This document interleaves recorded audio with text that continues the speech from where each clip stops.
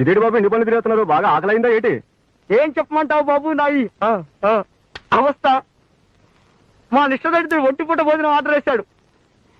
ఈ మధ్య మరీ రెచ్చిపోయి వంటగదిలో వంకాయ వేలాడ కట్టడం, దాన్ని చూస్తూ ఉట్టన్నం తినడం, గాజు గ్లాసులో పులుసు పోసుకుని దాన్ని చూస్తూ ఉట్టన్నం తినడం, ఇలాంటి విద్యలు ప్రదర్శిస్తున్నాడు.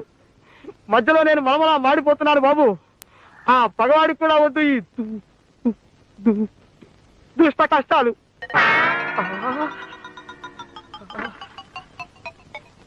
తమరు పొలం వెళ్ళారని నేను పొలం వెళ్ళాననే నమ్మకంతో అడ్డమైన వాళ్ళకి నా మీద సాడీలు చెప్తావా? విన్నా, అన్నీ విన్నా. ప్రస్తుతం నీ జీతం ఎంతరా? ఒక మనిషిని ఇంట్లోకి అద్దెకి తీసుకురావటంతో కాస్తంత పెరిగి 6 రూపాయల 10 పైసలైంది మహాశయ.